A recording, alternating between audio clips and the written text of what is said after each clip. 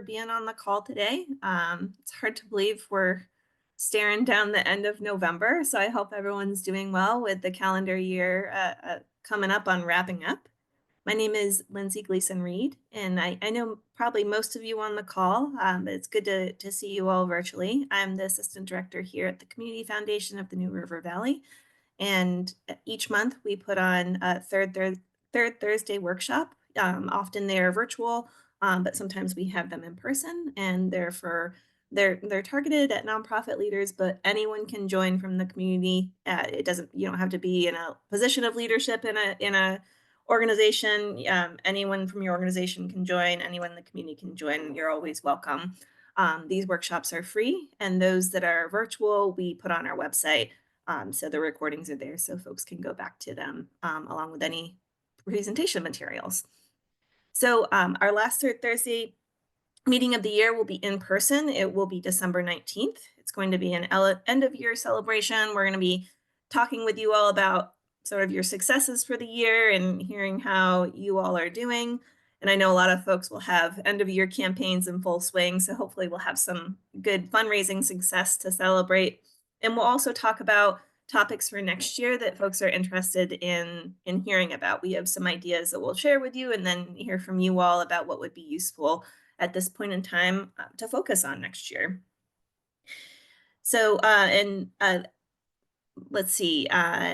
So for housekeeping items today, this meeting is being recorded and will be added to our website within the next week. I have captions on, and those are for accessibility purposes if someone is deaf or hard of hearing, and it's also really useful if you're in a loud place. I was doing a meeting yesterday with my stepdaughter in the background because she's sick and she was blasting a cartoon. So it comes in handy with that kind of thing. Lastly, we would love for this meeting to be interactive with questions and comments. So please feel free to ask stuff in the chat or unmute as we go along. And now I'll turn it over to Julie Fox, our presenter. I think probably many of you are familiar with Julie. She works with the Regional Commission, which she joined this year. She's an education and training coordinator for the NRV Recovery Ecosystem. Her work focuses on partnering with local school system, government, community groups, and service providers in enhancing and in promoting education and training to those to address the impacts of opioid use on individuals, families, and communities, which is such an extraordinarily important thing to be doing in the times that we're dealing with right now. So thank you for all your work in the community, Julie, and so great to have you here. I'll turn it over to you. Thank you, Lindsay. It's good to be here. And I was thinking on my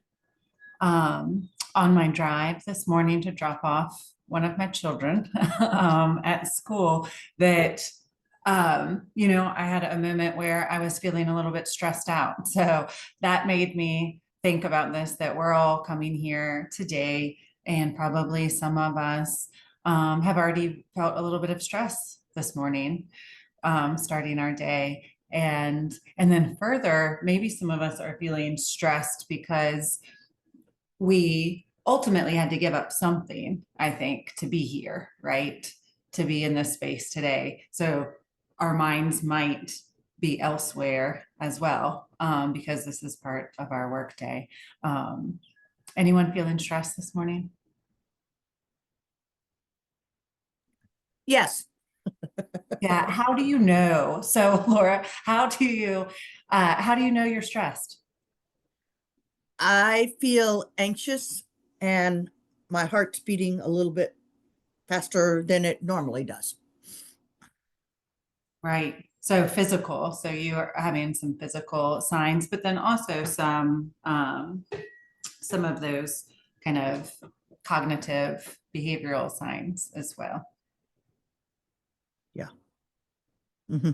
Anyone else feeling stressed? And how do you know that you're stressed? I feel stressed, especially with a to-do list that's a mile long. So I feel similar feelings as Laura, and it just kind of feels like it's never ending. Yes. Absolutely. So that kind of overwhelming. So we know that that's a sign of stress when we feel very overwhelmed. That's one of those very common emotional signs of stress. So I think Laura pointed out, some kind of anxiety, right? And then overwhelmed. Absolutely. Yeah, I can feel it with my patience level. I think I'm a normally pretty patient person, and then I could kind of hear it when I was talking to my stepdaughter last night and just felt kind of terrible. And then trying to, when you know you're exhausted, but your mind can't shut off at the end of the night, it's always a pleasant thing for your body to do. Just like, can we just sleep? Because it would really help. Yeah, it's like the rolling to-do list never stops because but then you realize, well, that sets off another rolling thing. So yes, Right, because when you for have sure. those racing thoughts, and then we acknowledge those racing thoughts, it then does not usually resolve that, right? Just by acknowledging. So, and that's one thing that you brought up, or you actually brought up two very common signs of stress, which first, I think you brought up like irritability, feeling a little bit on edge and irritable, and then also those racing thoughts that we can have in our minds. That is another sign of stress. Anyone ever get headaches, get dizzy? Those are signs of stress. The physical signs. Does anyone have any other physical signs of stress that they notice, either in themselves or other people? I get a tightness in my chest. I'll have like a hard time taking a full breath. Absolutely. That's a very common sign. My oldest daughter gets hives occasionally. Yeah, so some of us maybe have heard of the stress rash is what people can sometimes call it, but yeah, the hives. I saw that happen to someone in a meeting yesterday.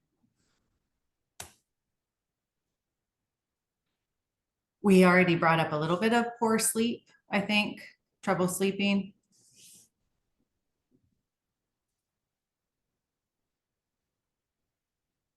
How about digestive?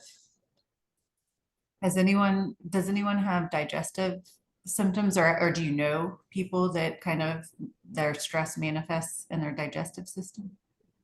I'm Mine one of those does. people. I'm sorry, what I didn't hear. I said I'm one of those people. I am also. And it can make you feel sick. That's one thing that's a common thing that we see in kids too, right?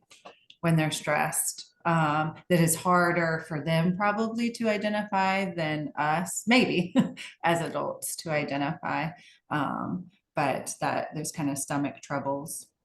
Anyone get tense muscles? In my neck.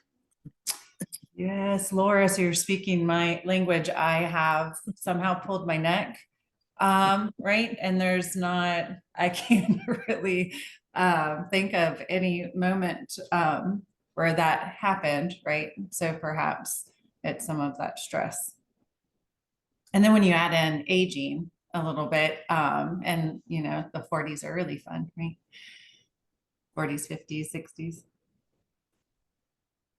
How about mood swings?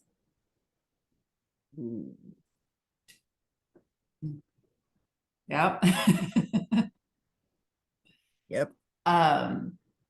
Big reactions to things. So, or bigger. Perhaps you're someone who often has big reactions. Maybe you've noticed that when you're stressed out that you have bigger reactions.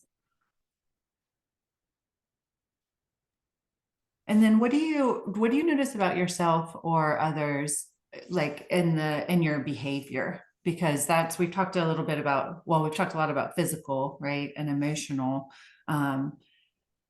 What about behavioral? What do you notice in people or yourself? I have a hard time connecting to people close to me. Like I'll feel more disconnected and yeah, just a lot more isolated. And Emma, that's really common because people often, when we're stressed out, we really do have this a little bit of like this lonely, right? This loneliness, this isolation that comes where we think that people don't understand.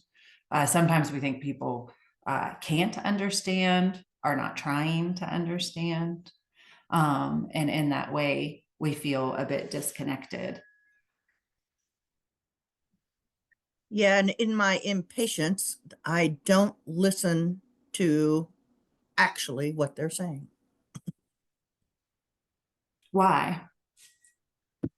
I don't know. I think I understand it, and then I want it over. So I Yeah. don't know.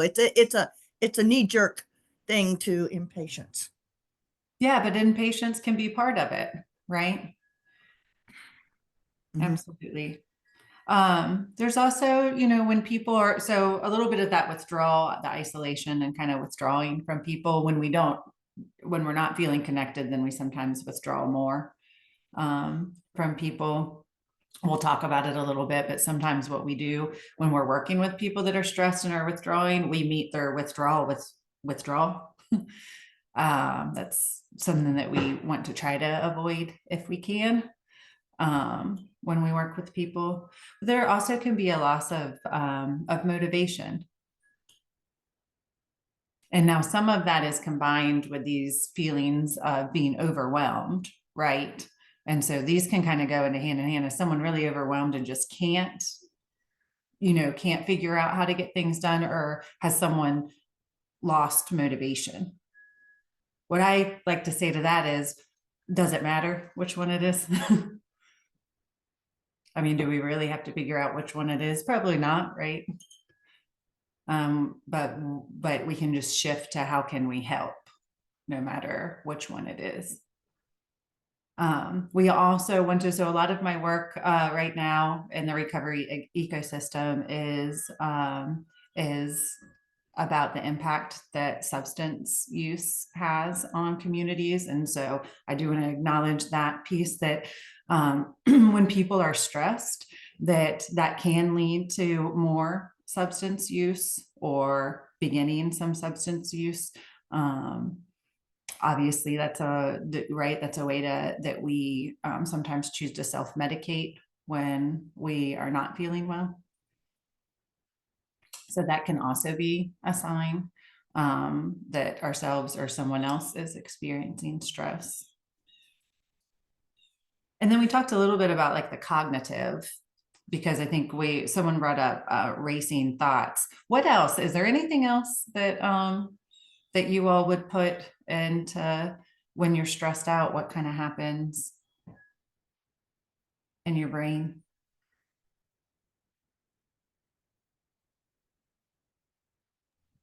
Does anyone have trouble making decisions?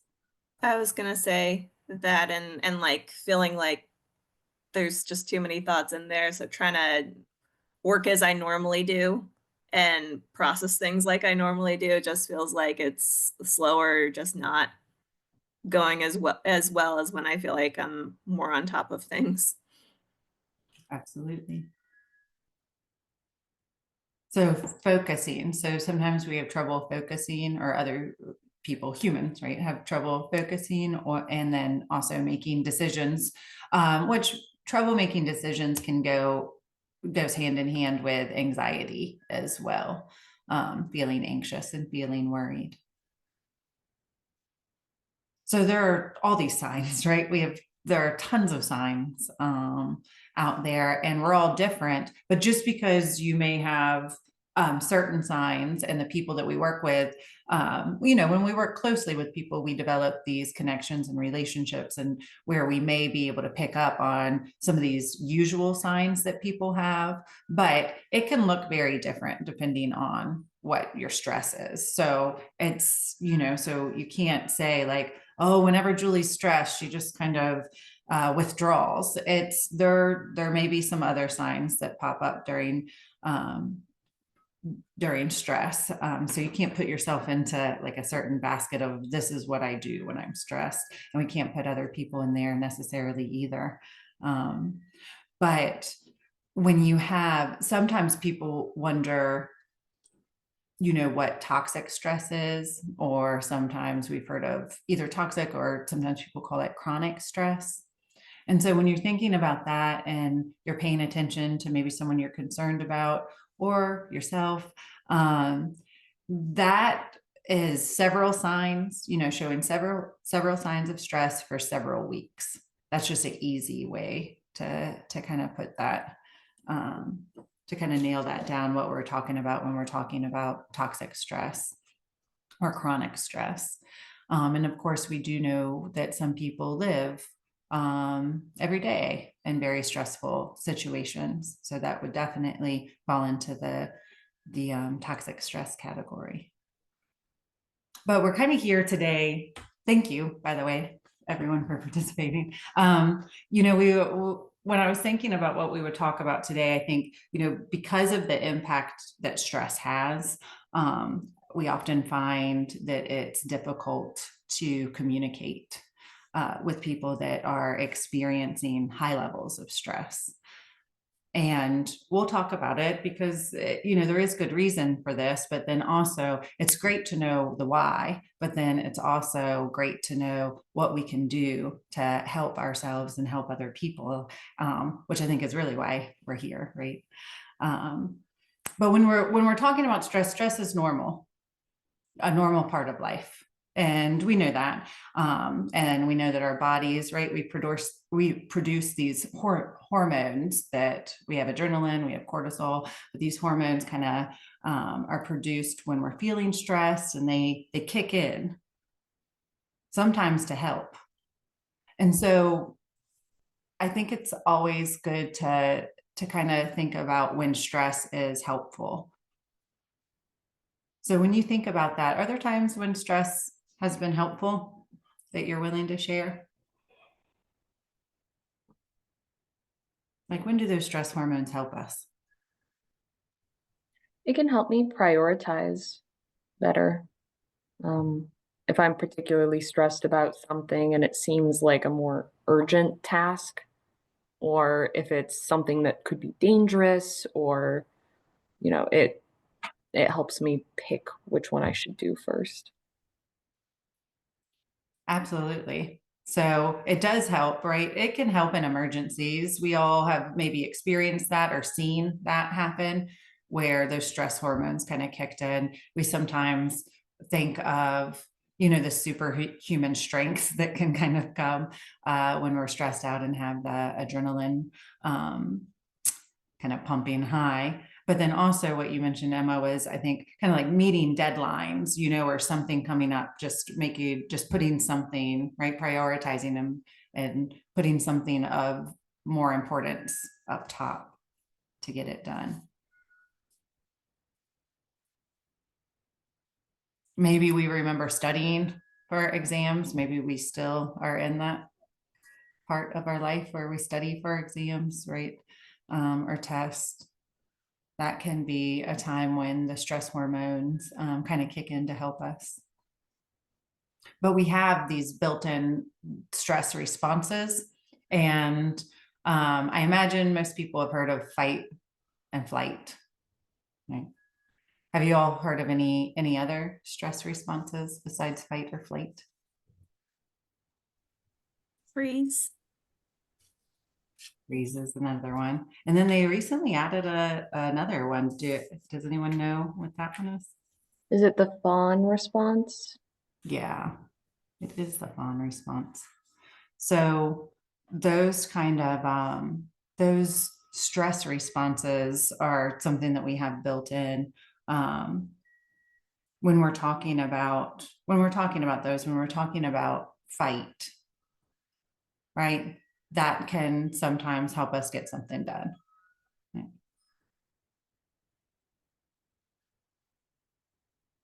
So the belief behind fight is kind of like, I need to kind of get this done and get it out of the way in order to move on. Flight It's a little bit different, right? So that response, we'll see kind of like where you're kind of protecting yourself through escaping. So the belief is kind of like, I got to get out of here. Like I can't, I need to get out in order to cope. And then freeze, of course, freeze is kind of, if I don't do anything, I'll be okay, right? I'm going to protect myself by just not doing anything. I always think, do you know what I think about when I think about freeze? I think about when I am letting my dog, my beagle, out in the yard and I see a bunny. Right. And I see that bunny like freeze, and they're so good at it. And then I'm really rooting for that bunny. Usually I try to get my dog back in, but that's, but we sometimes, have that freeze response.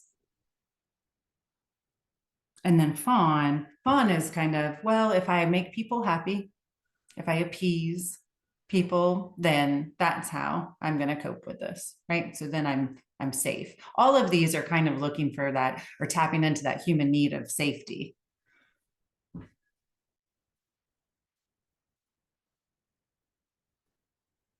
When have you ever noticed anyone or maybe yourself over apologizing when you're stressed? Anybody do that?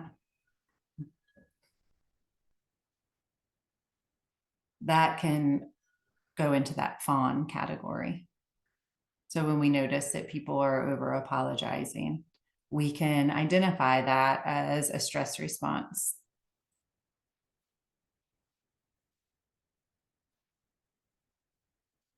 How about difficulty saying no? Which this is a hard stress response, right? Because then it can be very stressful when we add to the stress when we continuously say yes to things when we are not able to, or we don't have room for that. But that also is that, and then pretending to agree when we don't. These are ways that show that we're kind of in that fawn stress response, or that other people are in that fawn stress response. Anyone have any thoughts about fawn? Or anything you've noticed? It makes a lot of sense to me because if you're stressed, why put in energy to, being coming off as not helpful or something? Just kind of like that go with the flow would make sense of like, I don't feel like putting up boundaries or whatever it is in that situation of the energy it takes. And you need to conserve energy when you're already stressed about other stuff. So kind of that, at least that's how I'm processing it. It makes sense. Yeah, you Yeah, don't you have worded the that. energy to fight. Yeah, you worded that very nicely, Lindsay. Thank you. Yeah, but you're protecting yourself in that way. Right? Can I ask a question? I'm looking at all these things and I feel like sometimes I do all of them, except for the flight. I'm not usually a flight person. But I know people who are, of course. But I just feel like in different situations, I might do multiple of these. Like, I'm trying to get the job done, but I'm trying to make everybody else happy at the same time. So I'm trying to so I'm in that fawn place, but um I, and I've been told before years ago that I live in chronic stress. So I've really tried to de-stress myself a little bit. Um, but I've never really thought about it in this way as far as um, multiple types and how you deal with that. Yeah, and sometimes when we see, if we're at a presentation and see these different types of stress responses, we might ask ourselves, where do I fit in? What am I? But you bring up a great point, Lori, and it's true that we don't necessarily fit into one. Some people will, Yeah. have their go-to, and that's just kind of what they stick with. But we often move throughout them and have a combination. Okay. But I think what's important is, when we are as humans are able to think about it and kind of identify and make sense of our behavior and why, right? Why Mhm. these things are happening, then that naturally, it's that validation, Mhm. right? And validation is so important in any sort of solution focused kind of problem solving, trying to problem solve and stay solution focused is first trying to validate like what is and understand what is going on. Otherwise, we can easily get into this mess of judgments and feelings about ourselves or others of, I don't like this. Why would I do this? Why would they do that? What's wrong with them? Right? We do these things naturally because humans judge no matter how much we want to be very non-judgmental. And I'm not saying don't strive for that, because it's always nice to strive to be more curious than judgmental. But also don't add to the judgment by judging yourself for being judgmental, if that makes sense, Yeah. because we naturally are. Mhm.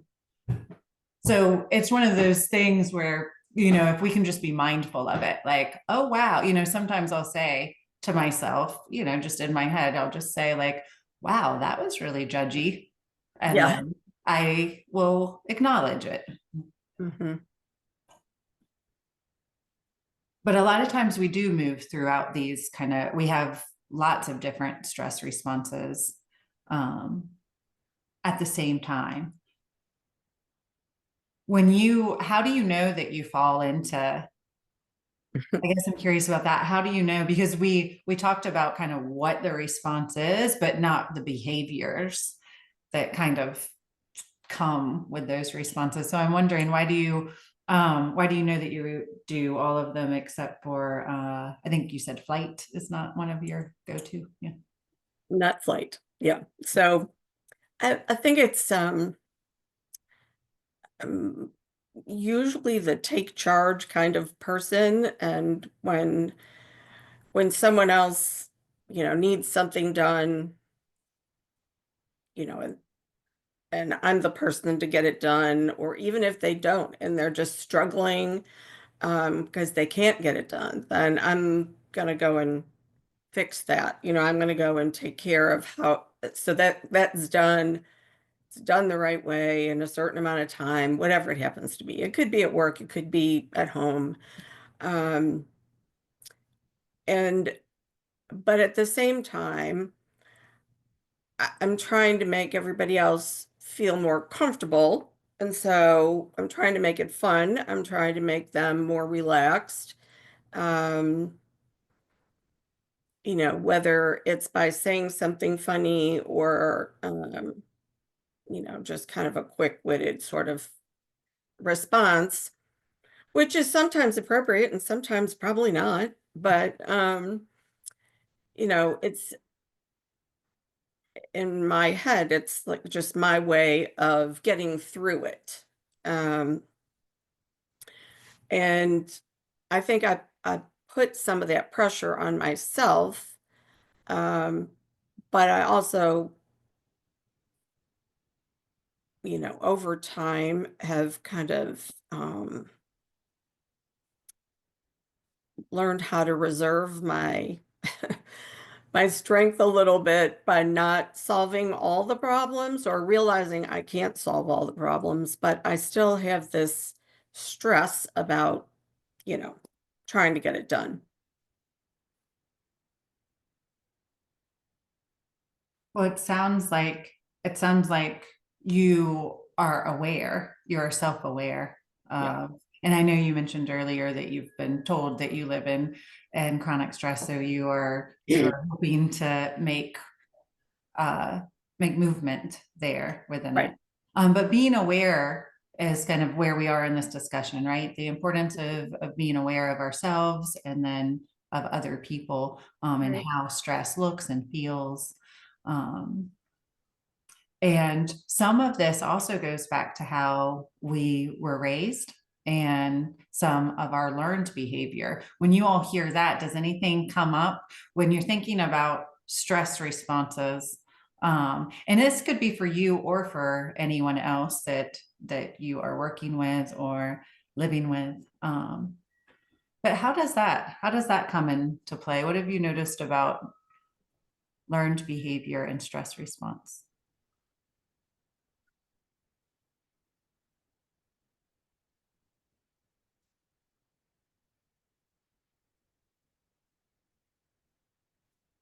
I think just for me, growing up, we always had, as little children, had chores to do by a certain time or a certain date. And if you don't get it done, you don't go outside. You don't get it done, you don't go out this weekend. There was always a timeline, um, and always things to be done. And I think as I, began to go to school and go to work, um, those things just stayed with me. So, setting a goal and making sure I get it accomplished was a big deal. Now if I set a goal and I don't quite make it, I'm okay with that. Um, but it, the whole process though, of getting to that point is still stressful. And it was stressful as a kid, you know. Yeah. So we want to, it's important when we're looking at, right, when we're looking at people, whether it's ourselves or others, to think about the whole person there. And we do know that we live what we learn. And so, taking that into account, especially when we're working with other people, we can be more curious about that. But what is sometimes learned behavior here that's just kind of ingrained in people, because that can kind of lead, push them more towards a certain response. We do get into habits as people, right? And that can be hard to break. And maybe sometimes it works for us, right? I mean, I think a lot of us could probably name a few times when having one of these stress responses really, right, when it kicked in, this built-in stress response, it really led to something good, right? We were able to really get through something. And it's because we used one of these stress responses. So a lot of times we look at these stress responses as like this negative behavior, but it's not just negative. Now it can, it can kick in ways that don't work for us. And one thing that we want to really acknowledge is that, yeah, stress can be good, right? It's going to happen. And sometimes it can be good for us. However, when stress is nonstop,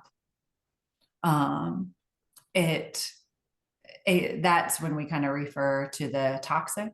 But when that happens, it can impact a lot. And on individuals, it can have a really, really big impact. It can impact our memory.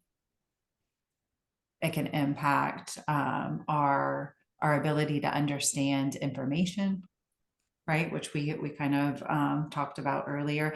Our ability to be organized, which I definitely heard that earlier. And then I'll even throw in there, it can even impact our ability to even find words, like find words for what we need and to be able to even communicate that. So this is why it can look like such a mess, right? When either we're stressed or we're working with people that are stressed, or let's go out on a limb and say both are happening. We are stressed and the people that we're working with and trying to help and care for are also stressed.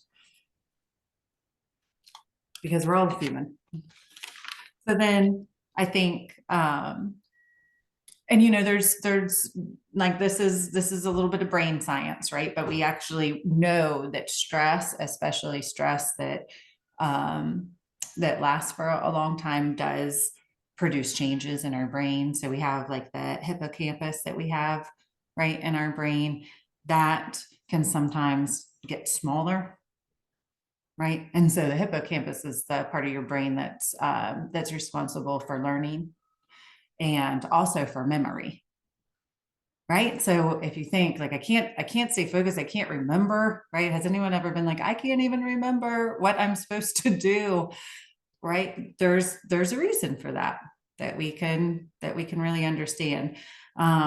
Also the amygdala that we have in our brain, that part of our brain that you may have heard of, that's the part of our brain that is kind of regulates how we feel about whether we're safe, or that fear part of our brain. And so the that can increase, and then that produces more fear. So then we can definitely understand these this kind of why we would be worried a little bit more, right? Or even why we decide to freeze, or the flight and get out. But you can put fight in there too. Sometimes we think of fight as or I've noticed that sometimes people think fight is a better response than some of the other ones, right? Like fight for, you know, this whole, like, she's got, right, he or she has got grit. Like they really, you know, when something happens, they really fight for what they need. However, it's fear. It can be very much fear-based.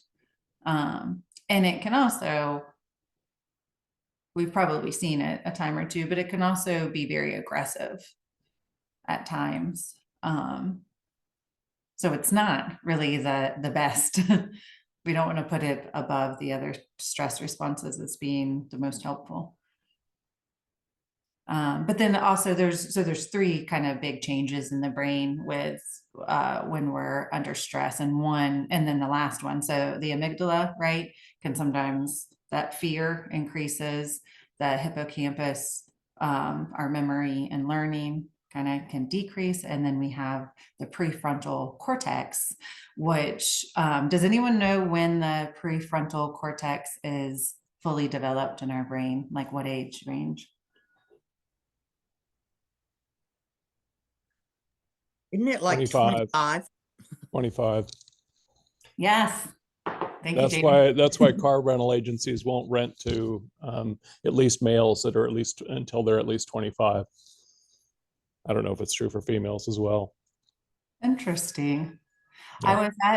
I was at a presentation out in Carroll County High School, where we were talking to kids about brain science, and we were connecting it to addictive behaviors, right? Caffeine. We were specifically talking about caffeine and marijuana and nicotine.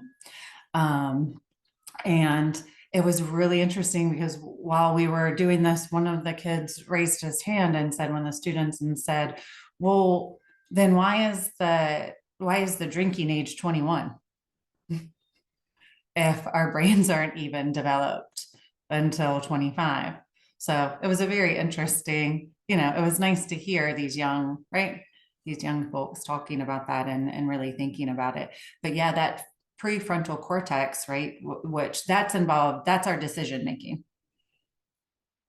And that can be impacted by stress, but that is not fully developed until 25, which is great for us always to remember, especially when we're working with anyone under 25.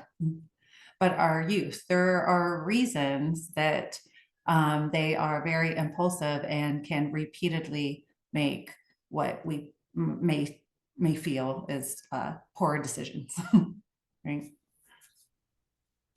Were you going to say something, Jamie? Yeah, I was just thinking unskillful. Unskillful? Yeah. That's a nice way to put Yeah, it. it's a little softer. Yeah. Still saying the same thing. I also think about Colorado tried lowering their drinking age to 18. And I think a couple years later took it back up to 21. And I think for kind of the same reasons, but it doesn't quite seem fair that we ask people to go to war at 18, put their lives on the line, but they can't drink for 3 more years. Absolutely. So they're old enough to kill and be killed, but not old enough to drink. That's why when you brought up the policy for like car rental places, it's interesting to see, you know, what kind of institutions change policy based on what we know about brain science and what don't. And we could probably have a whole session on why that is. But I want to in this last bit of time kind of move to, right, so hopefully we're kind of understanding some of the, we're understanding the signs, we're understanding stress responses, and we're understanding why our brains, like why this happens, what happens with stress and the impact on our brains. But then I think we also want to know what to do when we're working with people that are experiencing stress. So, you know, the first thing to do really is notice, right? We want to be observant in a very curious way. So that's hard, right? Or that can be challenging. Some of us are maybe more skilled at that than others. And then we also be gentle on ourselves because we're humans and we're not always in the mindset where we are able to be very curious. So, you know, being gentle with ourselves is definitely important. But when you think about, so one thing that we know is difficulty remembering things, right? Because we know the memory, that part of the brain is impacted. And then problems with organization. Let's talk about those two things, because those things can come from a lot of stress. Does anyone have anything that, like, how do you think we could help someone who is having a hard time remembering things or being organized? Does anyone have any ideas?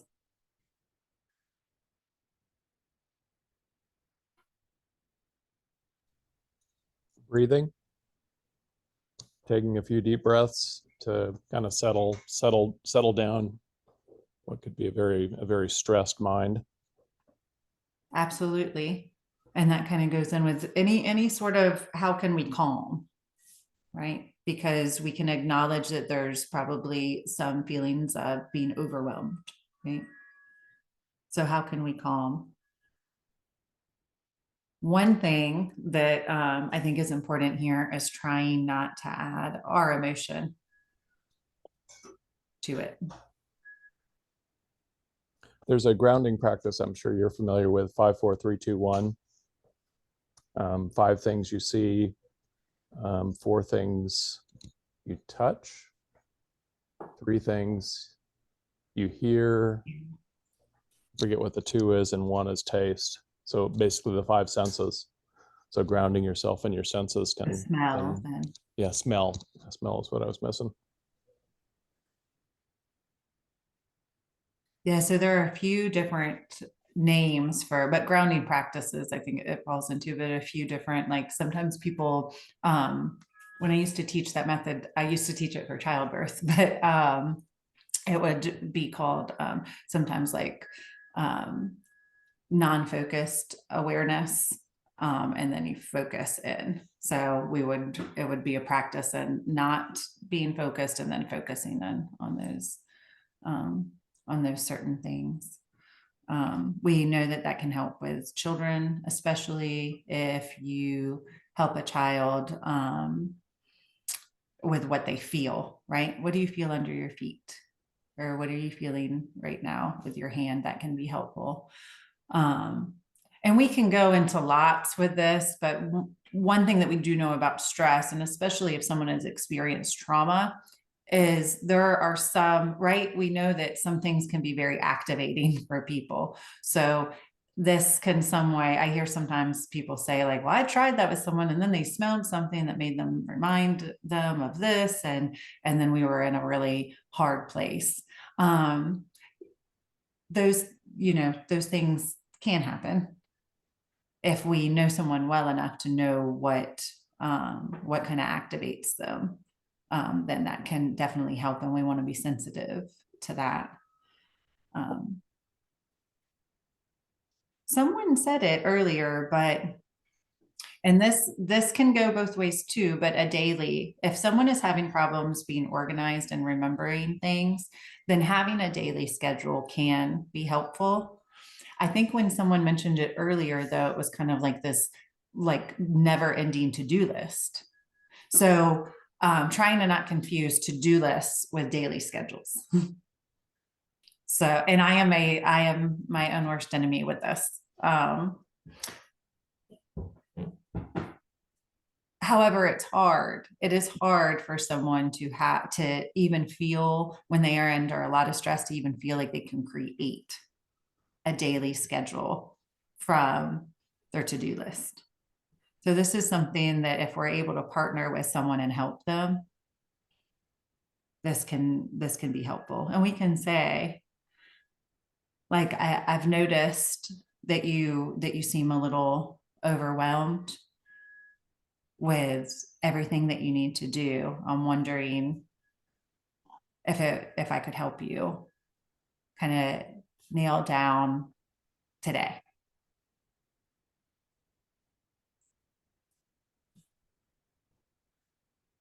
And with that, I will say free time included in the daily schedule. So I think sometimes we don't do that. We don't put free time. We don't acknowledge these breaks that people need. Does anyone ever schedule free time? Absolutely. I don't schedule it, I just make it. So for those of you that schedule it, what brought you to that? How did you decide to do that? I'm a workaholic, so I create a break. No more. We just had a presenter that was really interesting talk about the weekend as having 7 units of time. And that was really helpful to me to not just think of like Saturday, as being Saturday, but it's literally like Friday evening, it's Saturday morning, Saturday afternoon, Saturday evening, and then the same for Sunday. And I was like, that is ingenious. So I find that really helpful to look at the weekend as little blocks of time and try to manage some things that are work and play and fun and restorative within a weekend's time. Thanks for sharing that, Jenny. I am going to it's Thursday. I'm going to embrace that this weekend. It's easy to feel like the weekend has flown or the weekend's too packed, right? That's why we're finding a lot of people really not coming on Monday feeling refreshed at all. And I think part of that is the weekends have become a bit overwhelming as well. When we're working with people that might have a hard time remembering things or maybe being organized, staying on task, meeting deadlines, things like that, it can be, right? If we're working with someone like that, that can feel frustrating, and that can feel overwhelming for us too, because we don't know what to do, right, to help them. And one thing is, why not ask?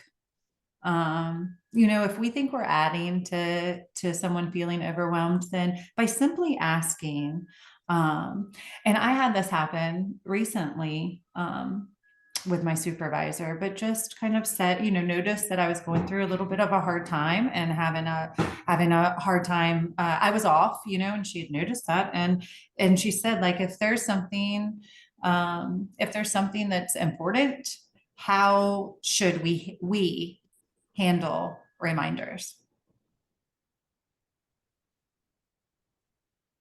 And when you're doing that, instead of telling, right, it feels overwhelming sometimes to tell someone what to do, but that also feels overwhelming, for a person to just be like, this is a problem, please fix it.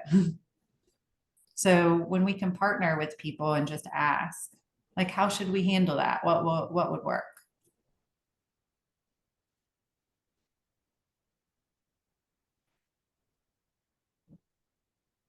Another thing is trying to number. And I know we think about kids sometimes when we do this, and yeah, you can use it with kids and it's great, right? You know, we'll say like, okay, there are 3 things. I do this often with my 8-year-old, but there are 3 things that we need to do before we get in bed.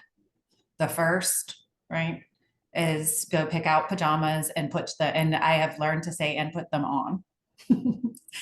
So, right. So the first is go pick out pajamas and put them on because we were getting them picked out. The second is to go into the bathroom and brush your teeth and wash your hands and your face. And the third is to pick out a book. What's the first? And so I'll go back to what's the first, right? And he'll say that. This can help it. Now, I'm not encouraging, please no, I'm not encouraging you to approach people quite like that. When we're talking about adults or even these middle schoolers or high schoolers. Because we do know that middle school and high school is an age where we really want to, we want to give them as much as we can, right? They're trying to figure out who they are and what they're capable of. Let's help them do that in a way that feels encouraging and like they are growing up. But we can number things for adults, you know. I mean, we can, does anyone use that method?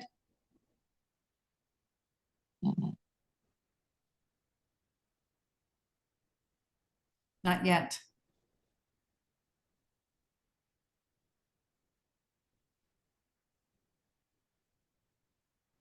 Well, it might be something that you find, you know, that you find helpful. I was recently talking to a family member about the process of Medicaid, and which is a very overwhelming process. And so, you know, we just numbered what needed to happen. And we were breaking down the application into spots, into different portions, not based on order, but based on what documents she already had available. And so we broke it down like, so first you're going to just go through and complete the sections, right, that you have the information for. And then, and you know, and second was, and then you're going to come back to me and we're going to walk through those sections that you don't have information for. And so we went through and just kind of numbered what would happen in no time frame, but just kind of trying to organize. I know we only have a few minutes. I know that someone brought up earlier this, like when they're stressed out, it's really hard to connect. And I did want to give a minute of time to that, because I think that that is where we sometimes just want to throw our hands up and be like, well, I cannot help you if you, right? If you are withdrawing from me, or I can't get the help I need when I just don't feel connected. I think sometimes we're like, all right, well, they don't want to talk, right? And so then that's where I kind of brought up like withdrawing, we meet withdrawal. Instead, it can be so simple. It can just be really simple when someone's stressed. Like last night, was it last night? Might have been a few nights ago, very stressed out teenager, right? And so, we were, right, there was a situation. And so, you know, I just said like, it seems like you're done talking right now. I really hope that we can talk again soon. Okay. And so instead of, when really like part of me just wanted to be like, get out of my face. Right? This is stressful. I'm feeling more stress. This is not good. You're not talking and we need to talk, you know, all of these kind of feelings involved. But if we can just kind of meet them, like we want to show people that we would like to stay connected. And so just say that, just say, I hope we can talk again soon, or I hope we can get back to this when you're ready. That can be very powerful. being available for people. Sometimes we think like they didn't come. Do you guys ever do that? They didn't. Well, they didn't come to me. You know, they're not coming to me and telling me what they need. So, you know, being available for someone can be key. And it's probably not, you know, you have to make yourself look available and be available. So sometimes you say, well, I was right there. I don't know why, but were you right there and clearly busy? Because that doesn't strike others as being available. And lastly, if I can get in this positive, you all may have heard about positive looping in conversations. But positive looping can be very, very, very helpful. So it's kind of like, you know, you're listening to someone. First step is listening. You're listening to someone and you say like, I want to make sure and then you listen to them and you say, okay, I want to make sure I understand. So I'm hearing you say, and then you say whatever it is. And then you follow it up with, did I get that right? Right? So you're checking in with them, asking for clarification. And maybe you didn't get it right. And so that gives someone the opportunity to be heard and understood a little bit more. And so then you can loop back in a positive way to, okay, so here's what I understand. And do it again. And this is positive looping that keeps a conversation. And you don't even have to agree on what you're talking about at all. But in this way, you can get to a place of understanding the person and what they're saying. It can really help people that are stressed. It can help them feel supported, but then it can also help them think through what it is that they're saying. Well, you all, it is 10. I could, I'm sorry if the last bit was a lot of me talking. I feel like this topic could go on for hours. But I appreciate everyone's time and I hope everyone got something from this. Absolutely. Thank you, Julie. I agree. I feel like it's something that we could keep talking about. And I really appreciate everyone sharing thoughts and chatting throughout. And thank you for making the time, Julie. I know you're busy and we just really appreciate hearing from you and your expertise.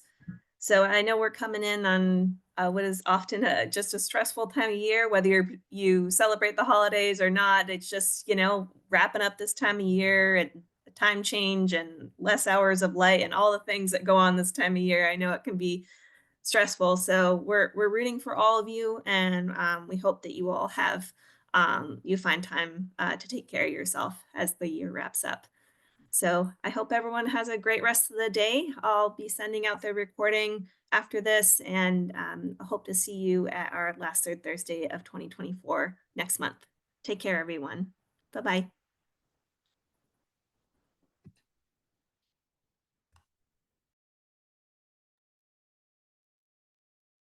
Thank you, Julie.